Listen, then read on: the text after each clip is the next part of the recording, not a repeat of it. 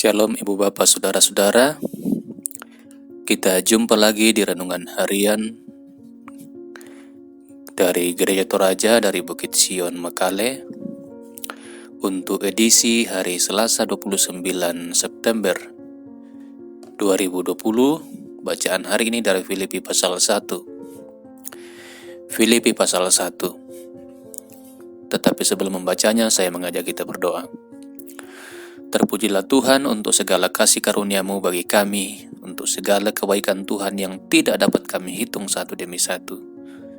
Kami akan baca firman Tuhan, kami mohon Roh Kudus menolong kami semua, agar firman Tuhan menjadi kekuatan peneguhan bagi kami makin percaya dalam keadaan apapun kepada Yesus Kristus sebagai Tuhan dan Juru Selamat kami satu-satunya. Pimpinlah kami Roh Kudus, ajarlah kami, dalam nama Tuhan Yesus kami berdoa kepada Bapa di sorga. Amin. Filipi pasal 1 ayat 12-26. Lembaga Alkitab Indonesia memberi judul bacaan ini, perikop ini, kesaksian Paulus dalam penjara. Kesaksian Paulus dalam penjara. Aku saudara-saudara, supaya kamu tahu bahwa apa yang terjadi atasku ini justru telah menyebabkan kemajuan Injil, sehingga telah jelas bagi seluruh istana dan semua orang lain bahwa aku dipenjarakan karena Kristus. Dan kebanyakan saudara dalam Tuhan telah beroleh kepercayaan karena pemenjaraanku untuk bertambah berani berkata-kata tentang firman Allah dengan tidak takut. Ada orang yang memberitakan Kristus karena dengki dan perselisihan, tetapi ada pula yang memberitakannya dengan maksud baik. Mereka ini memberitakan Kristus karena kasih, sebab mereka tahu bahwa aku ada di sini untuk membela Injil. Tetapi yang lain karena kepentingan sendiri dan dengan maksud yang tidak ikhlas. Sangkanya dengan demikian mereka memperberat bebanku dalam penjara. Tetapi tidak mengapa, sebab bagaimanapun juga Kristus diberitakan, baik dengan maksud palsu maupun dengan jujur. Tentang hal itu aku bersuka cita, dan aku akan tetap bersuka cita. Karena aku tahu bahwa kesudahan semuanya ini ialah keselamatanku, oleh doamu dan pertolongan Roh Yesus Kristus.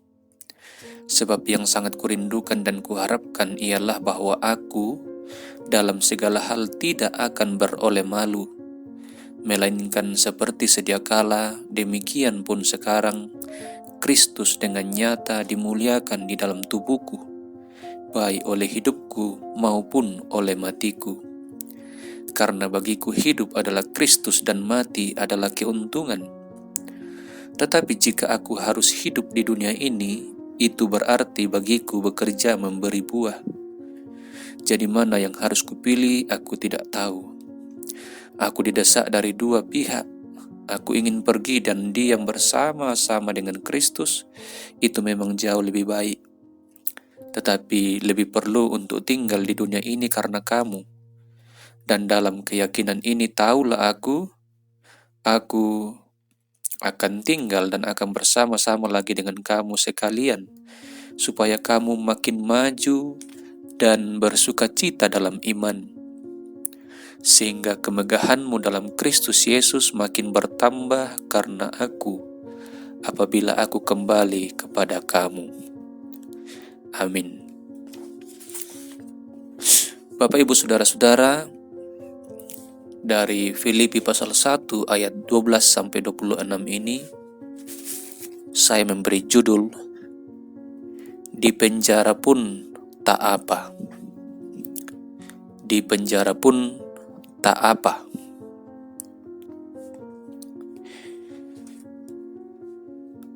Bapak Ibu Saudara-saudara, tentu wajar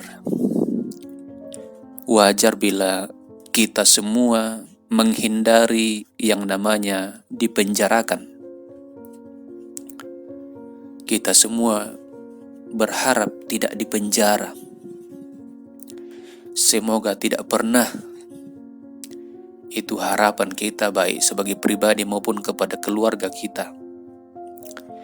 Mengapa Bapak Ibu? Karena penjara diasosiasikan atau dianggap sebagai tempat penghukuman. Tempat penghukuman bagi orang jahat atau orang bersalah dan sebagainya. Dan tentu hal ini banyak benarnya. Tetapi bisa saja terjadi, ada kasus-kasus tertentu, ada peristiwa tertentu, ada orang-orang tertentu yang dipenjara karena difitnah, padahal dia tidak bersalah, atau seterusnya. Tapi itu bukan urusan kita, itu urusan orang-orang yang menangani hukum. Dalam bacaan kita jelas juga disampaikan bahwa Paulus dipenjara bukan karena kejahatan. Paulus pernah dipenjara di Efesus, pernah dipenjara di Kaisarea, dan di Roma menjadi tahanan rumah. Jadi jelas bahwa ia dipenjara bukan karena kejahatan, bukan karena kesalahan, tetapi ia dipenjara dalam kesaksiannya, dalam bacaan kita karena Injil Kristus. Karena Injil Kristus. Karena memberitakan tentang Kristus. Sekalipun demikian, Paulus tidak menyesal bahwa ia dipenjara karena memberitakan Injil Kristus. Ia tidak menyesal. Ia tidak merasa bersalah, dan ia tidak merasa rendah diri, dan ia tidak malu karena pemenjaraan dirinya. Bahkan dalam bacaan kita, ia mengatakan kepada orang-orang Kristen di Filipi bahwa justru pemenjaraan Paulus, membawa kemajuan atas Injil, membawa kemajuan Injil. Itu disebut di ayat 12. Sehingga telah jelas bagi seluruh istana dan semua orang lain bahwa aku dipenjarakan karena Kristus. Ayat 13. Jadi menjadi jelas bagi seluruh orang di istana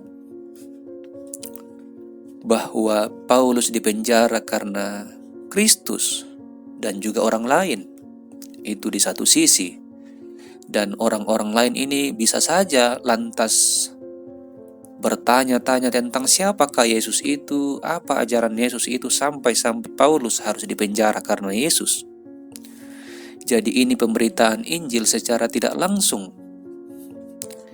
Ini pemberitaan Injil secara tidak langsung. Jadi Injil Kristus malah makin tersebar karena pemenjaraan Paulus. Jadi untuk eksternal, untuk lingkup di luar kekristenan, justru Injil makin diberitakan secara tidak langsung. Tapi secara internal kepada jemaat di Filipi, juga di ayat 14 dikatakan justru pemenjaraan Paulus membuat orang-orang percaya di Filipi makin percaya dan makin bertambah berani berkata-kata tentang firman Allah tanpa takut. Jadi pemenjaraan Paulus itu mengembangkan Injil keluar, orang-orang bisa bicara tentang Injil tanpa secara sengaja karena pemenjaraan Paulus, tapi juga ke dalam lingkup orang Kristen sendiri, orang Kristen di Filipi makin berani menyampaikan firman tanpa takut. Karena pada masa-masa itu di abad-abad pertama orang Kristen ditindas dan orang Kristen dipaksa untuk menyembah Kaisar Roma sebagai Tuhan dan Juru Selamat. Jadi orang Kristen masih minoritas dan dipaksa. Tapi pemenjaraan Paulus justru membuat mereka berani dan tidak takut.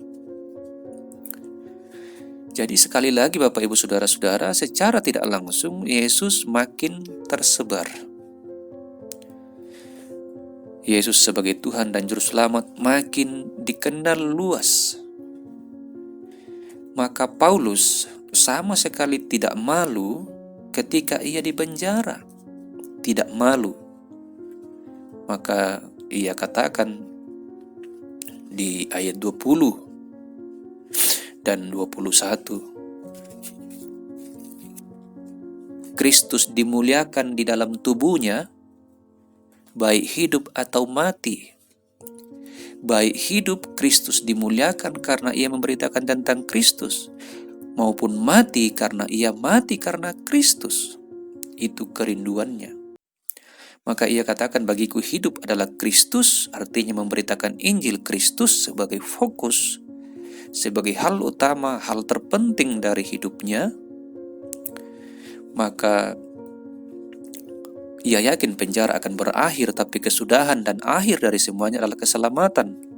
Keselamatan dalam Kristus, ayat 19, maka dia katakan juga, mati adalah keuntungan karena dia dengan mati bersama dengan Kristus selama-lamanya. Tapi ia tidak egois, maka ia tetap perlu hidup untuk memberitakan Kristus supaya iman orang-orang di Filipi makin maju dan bersukacita dalam Kristus, ayat 25. Jadi Bapak Ibu Saudara, sekali lagi, ia mati tidak apa-apa karena ia akan tinggal bersama dengan Kristus, tapi ia tidak egois. Maka kalau ia hidup, ia memberitakan Injil supaya iman orang-orang percaya makin maju, makin kokoh dalam Kristus.